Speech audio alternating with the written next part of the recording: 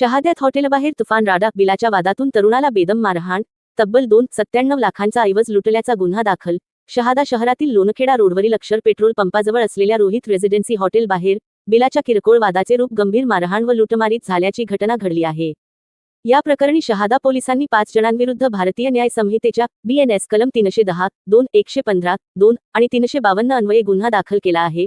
फिर्यादी राजेंद्र गंगाराम माळी व 31 रा सदाशिवनगर, शहादा यांनी दिलेल्या तक्रारीनुसार जुलै 23 रोजी रात्री सुमारे 10 वाजता ते मित्रांसह हॉटेलमध्ये जेवण करून बाहेर आले असता मित्र रोहित बेलदार आणि भूषण तावडे तिरमले यांच्यात हॉटेलच्या बिलावरून वाद सुरू होता. हा वाद मिटविण्यासाठी राजेंद्र माळी पुढे गेले असता भूषण तावडे व त्याच्या साथीदारांनी शिवीगाळ करत लाथाबुक्क्यांनी मारहाण केल्याचा आरोप आहे. तक्रारीनुसार मारहाणीनंतर आरोपींनी फिर्यादीच्या गळ्यातील 22 ग्रॅम वजनाची सुमारे 2,86 लाख रुपये किंमतीची सोन्याची चैन, 5 ग्रॅम वजनाची चांदीची अंगठी तसेच 10,500 रुपये रोख जबरदस्तीने काढून घेतले. एकूण 2,97,700 रुपयांचा ऐवज लुटल्याचे फिर्यादीने म्हटले आहे.